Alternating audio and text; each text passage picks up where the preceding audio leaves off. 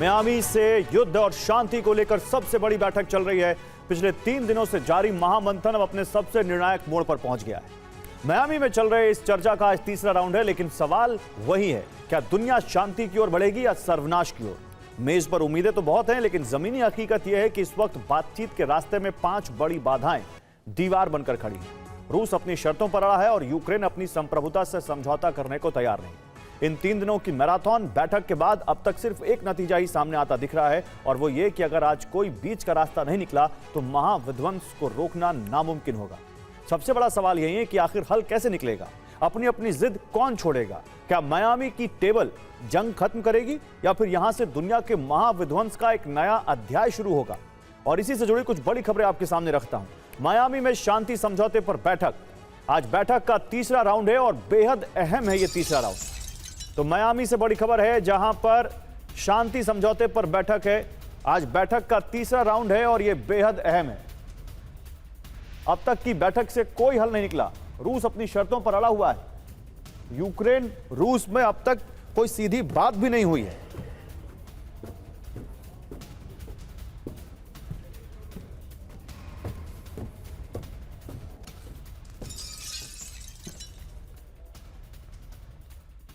तो बैठक में रूस और अमेरिकी प्रतिनिधियों के बीच बातचीत हो रही है।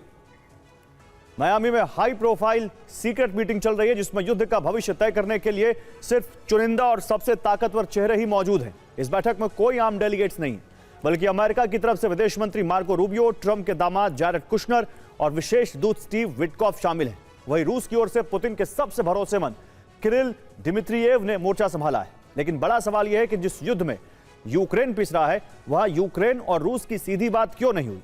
कूटनीतिक सूत्रों की माने तो दोनों देशों के बीच अविश्वास की खाई इतनी गहरी है कि वो एक मेज पर बैठने को भी तैयार नहीं है। इसीलिए अमेरिका को बीच में आकर मिडिल मैन बनना पड़ा है। और मियामी बैठक पर अमेरिकी अखबार वॉल स्ट्रीट जर्नल ने दावा किया है, मियामी बैठक का सफल होना मुश्किल है। रूस की 5 शर्तें शांति की राह में रोड़ा है। रूस और यूक्रेन अपनी अपनी शर्तों पर अड़े हैं, ये वॉल स्ट्रीट जर्नल ने कहा है। तो मियामी महामंथन के बाद महाविनाश होगा क्या? 5 वजह इसकी भी बताते हैं।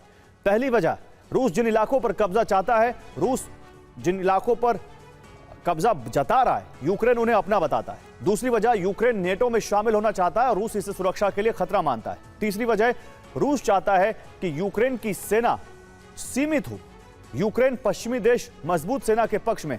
चौथी वजह, रूस चाहता है कि रूसी भाषा को खास अधिकार मिले, यूक्रेन इसे संप्रभुता से जोड़कर देखता है। 5वीं वजह, यूरोप का सबसे बड़ा परमाणु संयंत्र ज़पोरिज़िया का कंट्रोल किसके पास रहेगा, इस पर अभी भी असहमति है।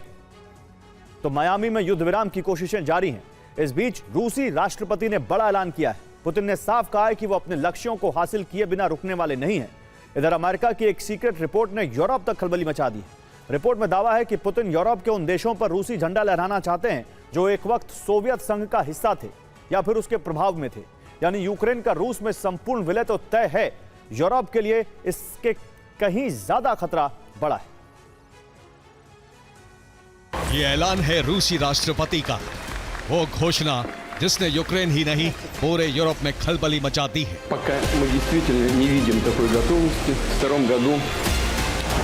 साल के अंत में हुई रूसी राष्ट्रपति की मैराथन प्रेस कॉन्फ्रेंस में पुतिन ने साफ कर दिया, वो किसी भी कीमत पर अपने लक्ष्यों को हासिल किए बिना पीछे नहीं हटने वाले। अब गेंद पूरी तरह से यूरोप के पाले में है, फैसला उसे करना है। साल के अंत में रूसी राष्ट्रपति ने बड़ी प्रेस कॉन्फ्रेंस की, जो करीब 4 घंटे 27 मिनट तक चली। इसमें पुतिन ने रूसी नागरिकों, पत्रकारों और सैनिकों से आए सवालों के जवाब दिए, साथ ही यूरोप और यूक्रेन को चेतावनी जारी की। लेकिन इस पूरे कार्यक्रम के बाद सबसे ज्यादा चर्चा रूसी राष्ट्रपति के ठीक पीछे चल रहे रूसी मैप की हो रही है, जो बैकड्रॉप में मौजूद इस बड़ी एलईडी पर चल रहा था। ये मैप इस पूरी प्रेस कॉन्फ्रेंस में पुतिन के ठीक पीछे चलता रहा है। दावा है कि ये रूस का नया मैप है और इसमें यूक्रेन के कई हिस्सों को रूस में शामिल दिखाया गया है।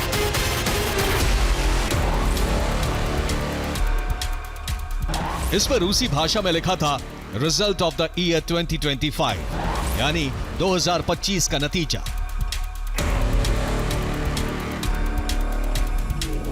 रूसी मैप पर लिखे शब्द यूरोप के लिए बड़ा संदेश माना जा रहा है। यूक्रेन के इलाकों को मैप में शामिल कर पुतिन ने अपने इरादे साफ कर दिए हैं। पुतिन इस भूभाग को रूस का हिस्सा मान चुके हैं और अब किसी भी हालत में छोड़ने वाले नहीं हैं। सिर्फ इतना ही नहीं, पुतिन ने चेतावनी भी दी कि अगर वार्ता विफल होती है और यूक्रेनी फौज रूसी भूभाग वाले हिस्सों से पीछे नहीं हटती तो रूसी सेना पूरे यूक्रेन पर कब्जा कर लेगी। लेकिन सवाल है, रूस के नए मैप में यूक्रेन का कौन कौन सा क्षेत्र और कितना प्रतिशत भूभाग शामिल है, यह भी आपको बताते हैं।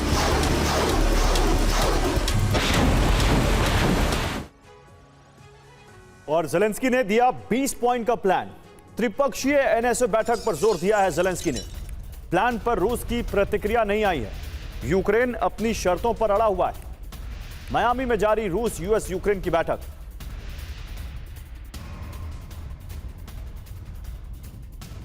और अमेरिका ने सुझाया रूस यूक्रेन बातचीत का नया फॉर्मेट। यूरोपीय प्रतिनिधि शामिल किए जा सकते हैं। अमेरिका से बातचीत के नतीजों के बाद फैसला होगा। प्रस्ताव का ब्यौरा सार्वजनिक नहीं। जेलेंस्की ने नई पहल की पुष्टि की।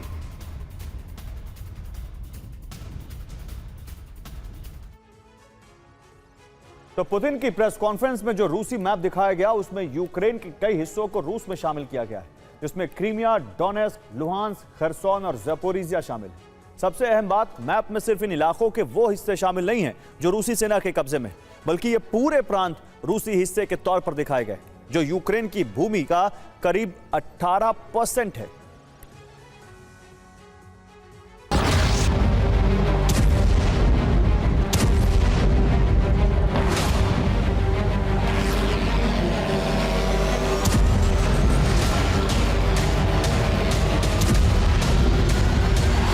इस प्रेस कॉन्फ्रेंस के बाद रूस ने डॉनबास, ज़पोरिजिया और खेरसोन के बचे हुए हिस्से पर कब्जे की जंग तेज कर दी।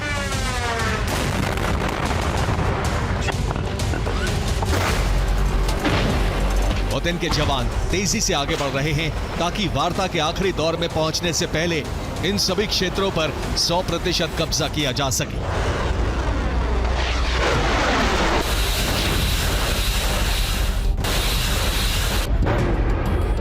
ज़पोरिजिया पर यूक्रेन ने बड़ी एयर स्ट्राइक की। ये हमले रिहायशी इलाकों पर किए गए, जिसमें 7 लोग घायल हो गए। ज़पोरिजिया में ओखेरोव की तरफ रूसी सेना आगे बढ़ रही है। आने वाले 48 घंटों में यहां फ्रंट लाइन को रूस ध्वस्त कर सकता है।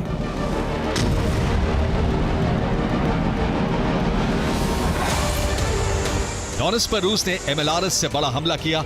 ये हमले फ्रंट लाइन पर किए गए ताकि यूक्रेनी फ्रंट लाइन को ध्वस्त किया जा सके। खेरसोन में भी रूस ने फ्रंट लाइन पर रॉकेट दागे। दावा है कि 3 जगहों पर यूक्रेनी फ्रंट लाइन को जबरदस्त नुकसान पहुंचा है।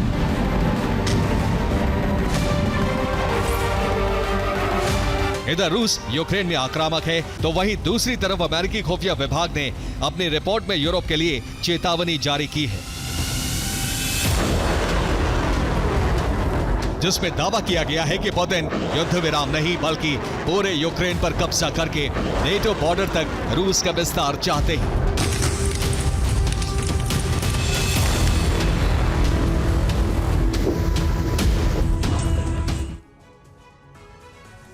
और अमेरिकी खुफिया रिपोर्ट में जो चेतावनी जारी की गई है वो पूरे यूरोप को डराने वाली, जिसके मुताबिक पुतिन सिर्फ यूक्रेन ही नहीं बल्कि Belarus, Moldova, Georgia, Armenia, Azerbaijan, Kazakhstan, Uzbekistan, Turkmenistan, Tajikistan और किर्गिस्तान को भी रूस में मिलाना चाहते हैं। पूरा सेंट्रल एशिया समझ लीजिए आप एक हिसाब से। और इसके अलावा पुतिन के टारगेट पर बाल्टिक देश, एस्टोनिया, लातविया और लिथुआनिया भी हैं। यानी पुतिन एक बार फिर से संयुक्त USSR बनाना चाहते हैं।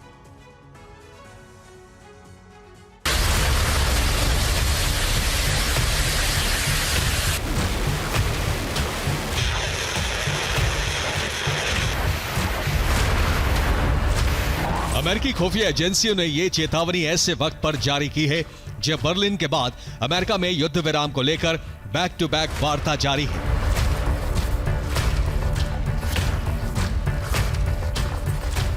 उन्नीस दिसंबर को उमेरोव और अमेरिकी प्रतिनिधिमंडल के बीच वार्ता हो चुकी है। वार्ता का नतीजा क्या रहा, इसे लेकर फिलहाल कोई जानकारी सामने नहीं आई है, लेकिन दावा है कि आज मियामी में रूस और अमेरिका के बीच युद्ध विराम को लेकर वार्ता हो सकती है।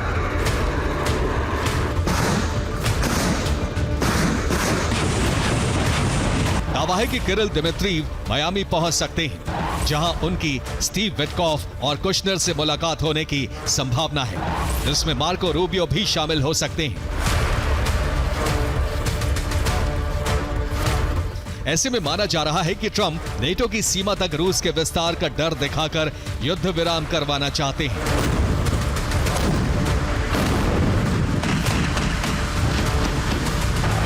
साफ है, एक तरफ पुतिन ट्रंप की तारीफ कर रहे हैं, तो वहीं दूसरी तरफ अमेरिका यूरोप को रूस का डर दिखा रहा है। ऐसे में माना जा रहा है कि अमेरिका और रूस एक खास रणनीति के तहत यूरोप पर दबाव डाल रहे हैं। हालांकि पुतिन के इरादों से साफ है, अगर ये रणनीति सफल नहीं रहती है तो यूरोप तक विनाश तय है। Bureau report, TV9, Bharatvarsh. और पुतिन ने खुद विटकॉफ को अमेरिका से बातचीत का मुख्य दूत चुना। सऊदी प्रिंस के जरिए क्रेमलिन का सीक्रेट मैसेज विटकॉफ तक पहुंचा। क्रेमलिन की शर्त, विटकॉफ अकेले आए, ना CIA, ना डिप्लोमेट, ना ट्रांसलेटर। बातचीत में अमेरिकी नागरिक मार्क फोगल की रिहाई पर चर्चा हुई, बाद में रिहाई। पुतिन ने ट्रंप की टीम के प्रोफाइल स्टडी कर विटकॉफ को डील मेकर माना और इसलिए कहा कि वो अकेले आए, उनके साथ में कोई ना आए, ट्रांसलेटर तक ना आए। तो विटकॉफ को पुतिन ने चुना। देखिए ये कितनी इंटरेस्टिंग बात है। शर्त रखी कि CIA एजेंट बैठक में ना हो, कोई अमेरिकी डिप्लोमेट ना हो, किसी ट्रांसलेटर को ना भेजा जाए। विटकॉफ ही क्यों? क्योंकि विटकॉफ की एक डील मेकर की इमेज है। ट्रंप के भरोसेमंद माने जाते हैं और प्रो यूक्रेन के ऊपर टैग नहीं लगा हुआ है। अनुकूल वार्ताकार माने जाते हैं विटकॉफ। इसी बीच एक और बड़ी खबर है, रूसी राष्ट्रपति के विशेष दूत दिमित्रीव का बयान आया है। अब तक की बातचीत रचनात्मक रही है, दिमित्रीव ने कहा है। दोनों पक्षों में सकारात्मक माहौल का दावा। तो मियामी के बाद महाविनाश होगा, ये आसार जताए जा रहे हैं। किरिल दिमित्रीव का बयान, विटकॉफ और कुशनर बातचीत में शामिल। यूक्रेन जंग पर बातचीत रचनात्मक है, समाधान की ओर सही ढंग से बढ़ रहे हैं। आज भी जंग रोकने पर चर्चा होगी, जल्दी सार्थक परिणाम आने की उम्मीद है। अब देखते हैं कितने सार्थक परिणाम आते हैं, आपको रिपोर्ट करेंगे। लेकिन एक और बड़ी खबर है, मेडिटेरेनियन सी में रूसी शैडो फ्लीट पर बड़ा हमला किया गया है। मेडिटेरेनियन सी में शैडो फ्लीट पर पहली बार यूक्रेन ने अटैक किया है। न्यूट्रल वाटर में टैंकर क्वेंडिल पर यूक्रेन का ड्रोन अटैक। हमले में क्वेंडिल टैंकर पूरी तरह से तबाह हो गया। यूक्रेनी ड्रोन का फ्रंटलाइन से करीब 2000 किलोमीटर दूर हमला। तो देखिए कहां मेडिटेरेनियन सी है और कहां पर ये हमला हुआ है। यूक्रेन से 2000 किलोमीटर दूर चला गया ड्रोन और वहां पर रूसी शैडो फ्लीट पर हमला किया यूक्रेन के एक ड्रोन ने। अब बताइए कितना बड़ा है इस जंग का दायरा।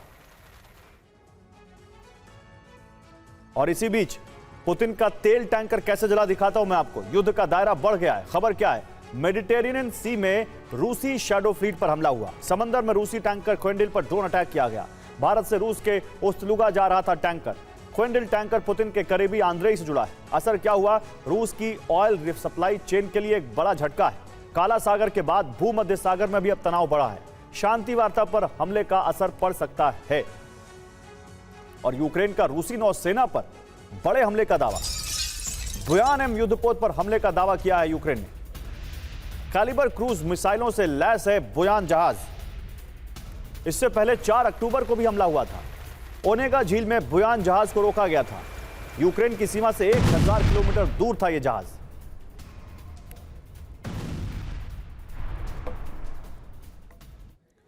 तो आपको 2 तस्वीरें दिखाते हैं कि रूस और यूक्रेन की जंग अब सिर्फ जमीनी सीमाओं तक सीमित नहीं रह गई है, बल्कि इसका दायरा समंदर की गहराइयों से लेकर रूस के सुदूर इलाकों तक फैल चुका है। हमको आपको जो तस्वीरें दिखा रही है इस वक्त हम आपको, वो शांति की किसी भी उम्मीद पर पानी फेरने के लिए काफी है। इसका रणनीतिक महत्व समझिए। यूक्रेन ने पहली बार रूस की शैडो फ्लीट पर 2000 किलोमीटर दूर हमला किया है। यह रूस की अर्थव्यवस्था की रीढ़ यानी तेल निर्यात पर सीधी चोट है। वहीं दूसरी तरफ 2 दिन पहले समंदर के भीतर अंडर वाटर ड्रोन से रूसी सबमरीन को निशाना बनाना यह साबित करता है कि अब रूस का कोई भी मिलिट्री एसेट सुरक्षित नहीं है। ये हमले बताते हैं कि यूक्रेन अब डिफेंसिव नहीं बल्कि डीप स्ट्राइक की रणनीति पर काम कर रहा है। तो यूक्रेन ने समंदर में जो कुछ किया है उससे ब्लू जोन में तीसरे विश्व युद्ध का खतरा बढ़ गया है। शैडो फ्लीट पर हमले से जुड़ी रिपोर्ट तो यह भी है कि अटैक में रूस का एक जनरल भी मारा गया है। इस बात से बढ़कर पुतिन ने ऐलान कर दिया है कि इस हमले का परिणाम बहुत भयावह होगा। इतना भयावह है कि यूक्रेन और यूरोप ने इसकी कल्पना तक नहीं की होगी।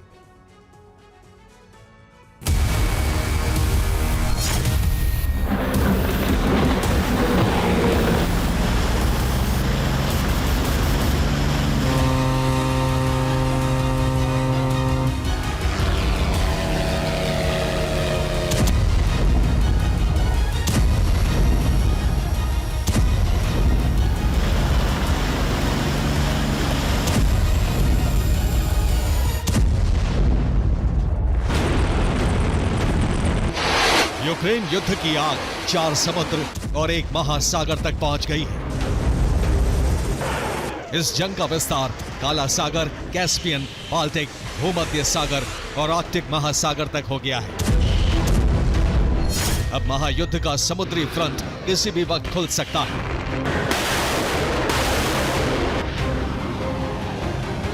ब्लू जोन में तीसरे विश्व युद्ध का खतरा तब बढ़ गया जब यूक्रेन ने पहली बार अंतर्राष्ट्रीय जल क्षेत्र में रूस की शैडो फ्लीट पर हमले कर दिए।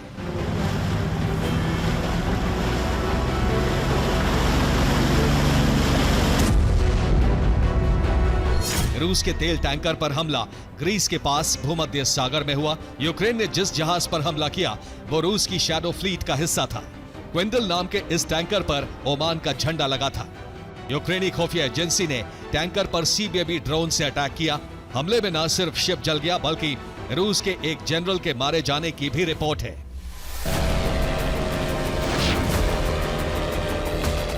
यूक्रेन का समुद्री षड्यंत्र यहीं खत्म नहीं हुआ। उसने कैस्पियन सागर में भी हमला किया।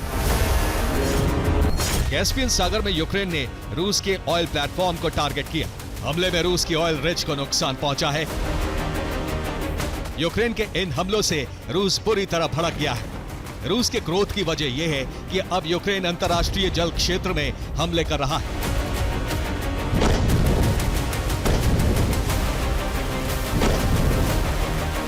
अब तक जंग काला सागर तक केंद्रित थी। उसके बाद युद्ध की आग कैस्पियन सागर पहुंची, बाल्टिक सागर तक हमले हुए। लेकिन अब यूक्रेन भूमध्य सागर में भी रूसी जहाजों को डुबा रहा है। इन हमलों से भड़के पुतिन ने साफ कर दिया है कि इसका परिणाम बहुत भयावह होगा। रूस जवाबी हमला करेगा।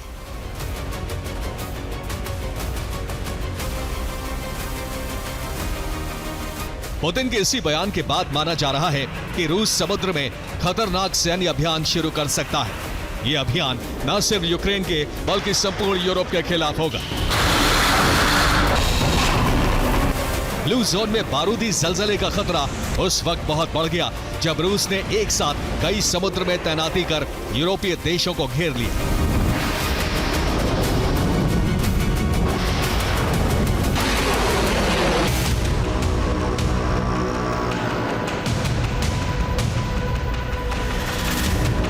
आर्कटिक में रूस ने सबसे बड़ी तैनाती कर दी है। इस फ्रंट पर पुतिन ने 8 न्यूक्लियर आइस ब्रेकर भेज दिए हैं। पुतिन की ये तैनाती इस बात का संकेत है कि अब रूस ब्लू जोन में महायुद्ध की आग भड़काने के लिए तैयार है।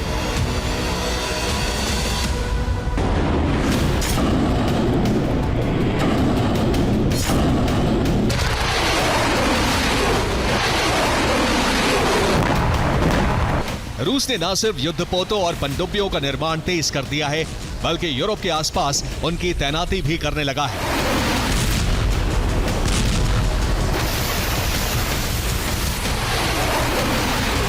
अब रूस ने अमेरिका के दरवाजे पर ही बहुत बड़ी नेवल तैनाती कर दी है।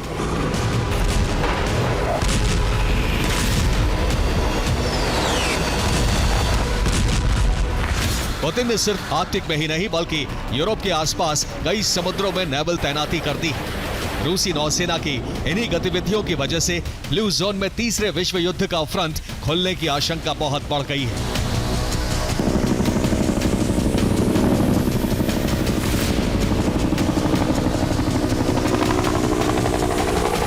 सवाल यही है कि क्या पुतिन का ऑपरेशन यूरोप आरंभ होने जा रहा है? आखिर रूसी सेना ने अचानक यूरोपीय देशों की घेराबंदी क्यों शुरू कर दी? दरअसल पुतिन के इस फैसले के पीछे है यूक्रेन और यूरोपीय देशों का समुद्री षड्यंत्र।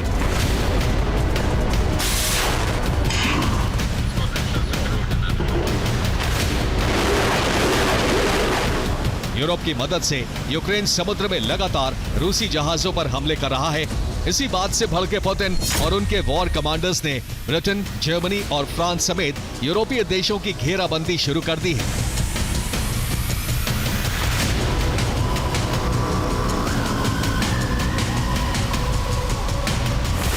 ये वो घेराबंदी है जो आने वाले वक्त में तीसरे विश्व युद्ध का समुद्री मोर्चा खोल सकती है।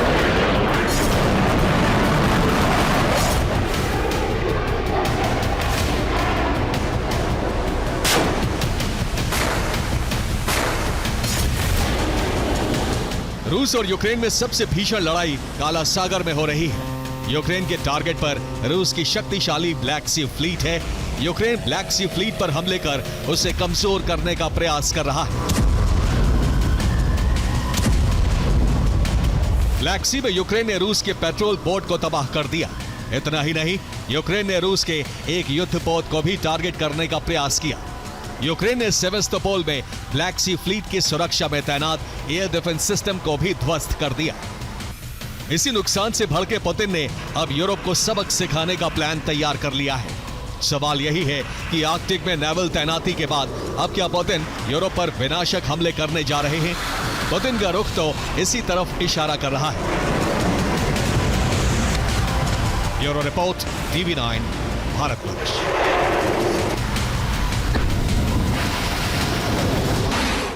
और पूर्व अमेरिकी सांसद तुलसी गबार्ड ने बड़ा दावा किया है। रूस अमेरिका में जंग चाहता है, डीप स्टेट, ये तुलसी गबार्ड ने दावा किया है। शांति समझौता नहीं चाहता अमेरिकी डीप स्टेट। ट्रंप की कोशिशों को फेल करने की कोशिश में जुटा हुआ है डीप स्टेट, यह भी कहा है तुलसी गबार्ड ने। तो डीप स्टेट रूस के साथ अमेरिका की जंग चाहता है। डीप स्टेट अमेरिका और रूस में जंग चाहता है, तुलसी गबार्ड का दावा है। तुलसी गबार्ड पूर्व अमेरिकी सांसद है। यूएस डीप स्टेट यूक्रेन युद्ध खत्म नहीं होने देना चाहता, उन्होंने दावा किया है। उन्होंने कहा कि ट्रंप के शांति के प्रस्ताव में रुकावट डालता है डीप स्टेट। उन्होंने कहा युद्ध सही ठहराने के लिए डर और उन्माद फैलाया जा रहा है। अमेरिका को रूस से सीधे भिड़ाने की कोशिश हो रही है। यूरोपीय संघ और नेटो भी यूएस और रूस से जंग चाहते हैं, यानी यूएस और रूस के बीच जंग चाहते हैं ये लोग। तो यूरोपीय देश फैसला कर चुके हैं, अगर यूक्रेन को तबाह करने के बाद रूस आगे बढ़ा तो यूरोप में युद्ध का सबसे बड़ा मोर्चा खुल सकता है। और इसके लिए ब्रसेल्स मीटिंग में काउंटर प्लान बनाया गया है। अब यूरोपीय देशों ने तय किया है कि रूस को लंबे वक्त तक यूक्रेन के युद्ध में उलझा कर रखना है, जिससे रूस के पास हथियारों की कमी हो जाए। लेकिन रूस ने भी नया प्लान बनाया है, जिससे यूरोप में हड़कंप मच गया है।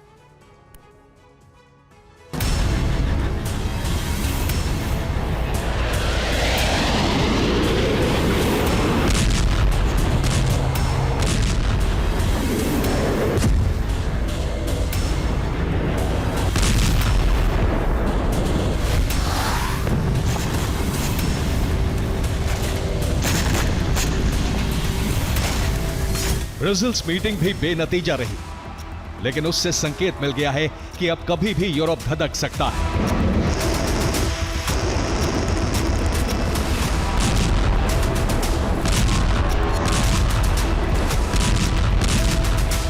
क्योंकि पुतिन पहले से ही तैयारी कर चुके हैं, जबकि यूरोपीय देशों ने मंथन किया है, जिसमें रूस को हर कीमत पर यूक्रेन में ही रोकना होगा।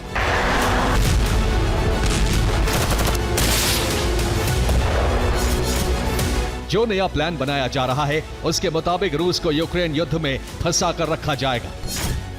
इसके लिए यूक्रेन को ज्यादा से ज्यादा हथियार दिए जाएंगे। नेटो देशों को हथियार प्रोडक्शन करने के लिए कहा जाएगा। अमेरिका को सैन्य मदद देने के लिए बनाया जाएगा। रूस की ड्रोन घुसपैठ रोकने का ब्लूप्रिंट बनाया जा रहा है।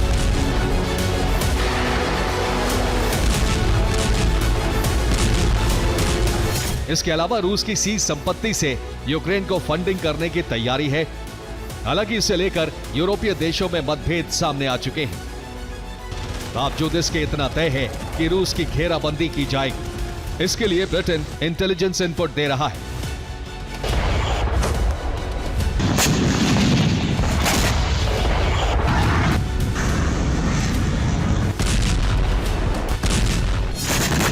बाल्टिक सागर में नेटो ड्रिल कर रहा है, जबकि काला सागर में ब्रिटेन के ड्रोन लगातार सर्विलांस कर रहे हैं। साथ ही एक तरफ कैलिनिनग्राड की घेराबंदी की जा रही है, दूसरी तरफ सेवेस्तोपोल पोर्ट पर भी यूक्रेन ने हमले बढ़ा दिए हैं।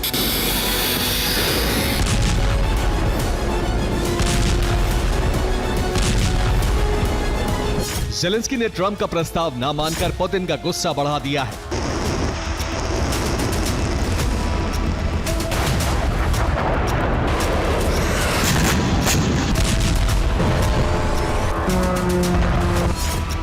अब पुतिन ने धमकी दी है, अगर यूरोप ने यूक्रेन को फंडिंग नहीं रोकी तो यूरोप में युद्ध का विस्तार होना तय है। इसके लिए जिम्मेदार नेटो देश होंगे।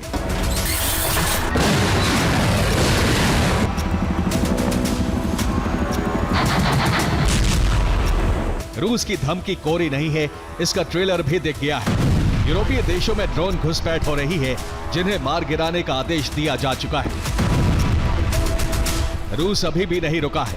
अब रूस के ड्रोन तुर्की तक जा पहुंचे हैं, जिसे मार गिराया गया। जबकि इससे पहले रूस के ड्रोन बॉस्फोरस की खाड़ी तक पहुंचे थे। तब तुर्की ने धमकी दी थी, लेकिन अब तुर्की ने ड्रोन मारकर सीधा अलर्ट जारी किया है कि वो रूस से टकराने को तैयार है।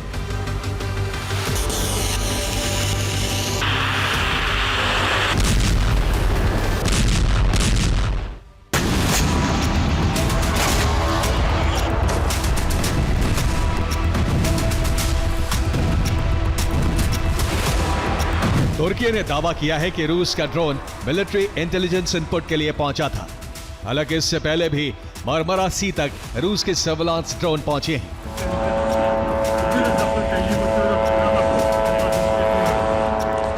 लेकिन तुर्की के एयर स्पेस में नहीं गए थे।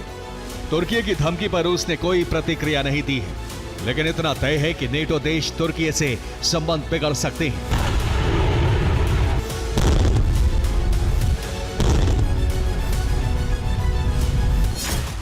पहली वजह है तुर्की ने रूस का ड्रोन मार गिराया। दूसरी वजह है यूक्रेन को तुर्की से TB2 ड्रोन की सप्लाई। तीसरी वजह है नेटो सदस्यता पर तुर्की ने फिनलैंड को समर्थन दिया था।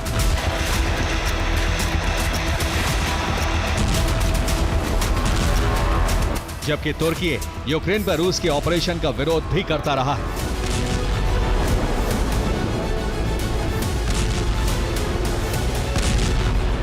अगर नेटो से रूस का टकराव बढ़ा तो तुर्की फ्रंट लाइन पर आ सकता है। रूस को आशंका है कि युद्ध का विस्तार कभी भी हो सकता है, इसलिए पुतिन सैन्य तैयारियों में जुट गए।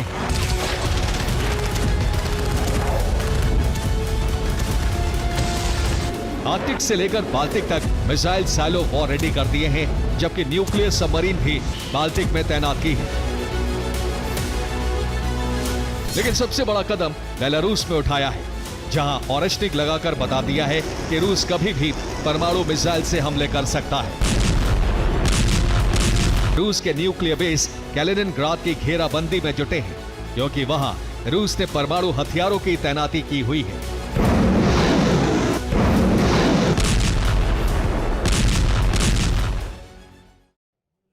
और एक बड़ी खबर सूमी से है। सूमी में यूक्रेनी सेना के ठिकाने पर हमला हुआ है।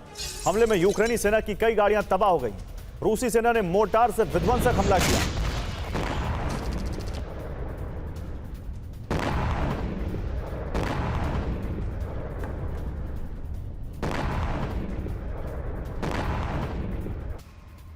रूस के रोस्तोव पर ड्रोन अटैक किया गया है। यूक्रेन ने बिजली सबस्टेशन पर हमला किया।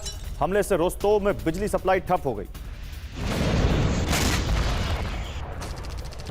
और रूस की विध्वंसक स्ट्राइक में यूक्रेन में भारी तबाही मची है। हमले के बाद यूक्रेन के ओडेसा में ब्लैकआउट कर दिया गया है।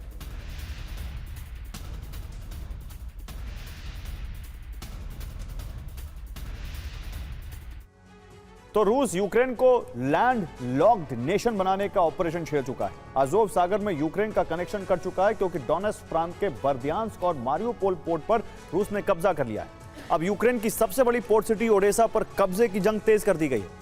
बीते 2 दिन में रूस ने सबसे ज्यादा हमले ओडेसा पर किए। ओडेसा के महत्वपूर्ण पुलों को ध्वस्त किया जा रहा है, ताकि यूक्रेनी सेना को फ्रंट लाइन तक पहुंचने में दिक्कत हो। रूस के हमलों में ओडेसा के 7 लोग मारे गए हैं और कई घायल हुए हैं।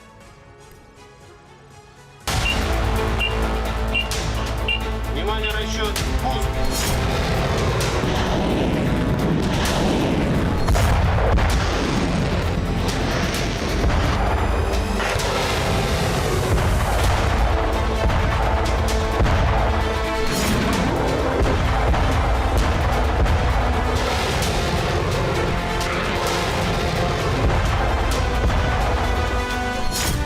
ओडेसा पर अगर रूस का कब्जा हुआ तो ये तय है कि यूक्रेन का काला सागर से कनेक्शन कट जाएगा।